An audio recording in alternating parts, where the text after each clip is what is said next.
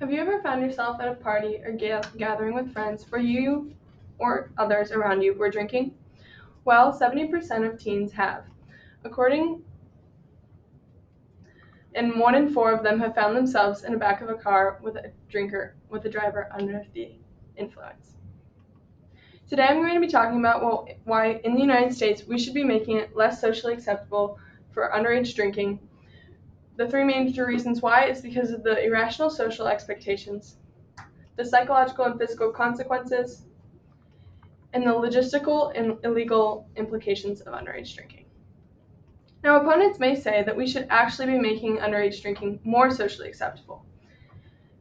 And some even go as far to say that we should be lowering the legal drinking age to 18 so that minors can have their first experiences with alcohol under the influence of their parents. However, this is a very naive way of thinking, as it's very obvious that teens will not be having their drinking experiences exclusively under the occupation of their moms.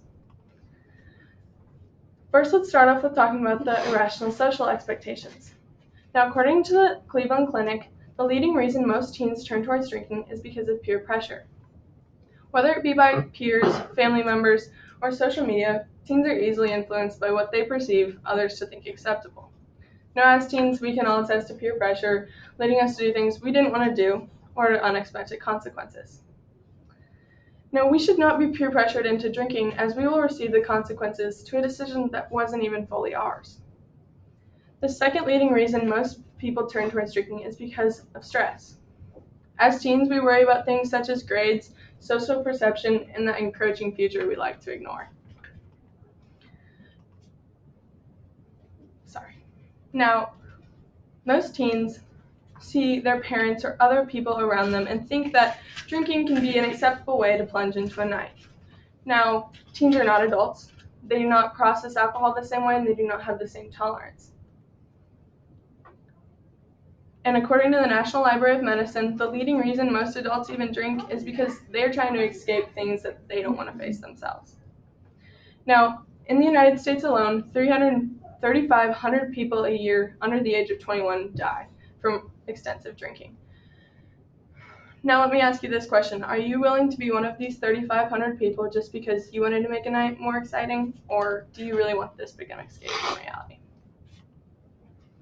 So now that we have established the irrational social expectations that come with underage drinking, let's talk about the psychological and physical drain it brings on the human body. According to the National Library of Medicine, the human brain continues to develop well into its 20s. And this meaning that drinking is more effective on adolescents than it is on adults, primarily because educational attainment, learning, and ongoing development are crucial to humans before the age of 21. Now, this development can be altered by alcohol, leading to certain cognitive learning disorders, things such as delayed memory retention, impairments of learning in general, and delays of general cognitive functions. These can lead to different learning disabilities or even the development of AUD, alcoholic use disorder. Now, even at the end of the day, alcohol is an addictive substance. It's a toxin. And just like you don't want to put that moldy piece of cheese in your mouth or drink a whole thing of Clorox bleach, you shouldn't be wanting to put any disguised toxins in your body either, especially when your body isn't fully equipped for them yet. So if knowing that alcohol is an addictive substance, it's detrimental to the body, and comes with irrational social expectations, is not enough for you to not partake in this illogical activity. Let's talk about the legal expectations. Now, according to Iowa Law Match and Iowa.gov, if a person under the age of 21 is detected with alcohol, they can face legal repercussions. There is a risk you take when drinking. Drinking underage can lead to misdemeanor charges, fines, and even a small time in jail. Let's rationalize this. Just like murder, fraud, and assault, underage drinking is illegal for a reason.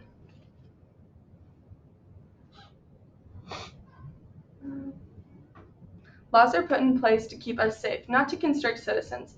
And so when your parents are cautious about you maybe possibly underage drinking, they're not doing it because they like to nag you. It's a legitimate concern for your health and well-being.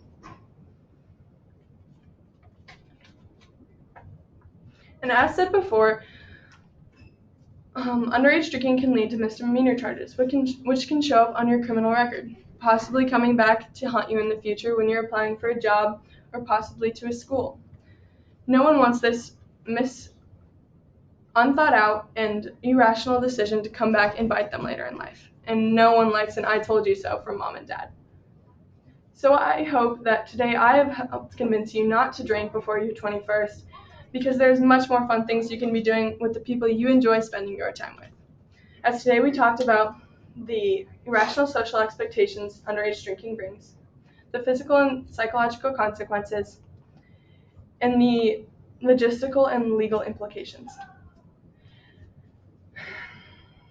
Even if you are not drinking and driving or excessively drinking every weekend, you should not be lowering yourselves to the standards of underage drinking. Even if those around you cannot understand its ignorance, hold yourself accountable. Say no and be content with your reality.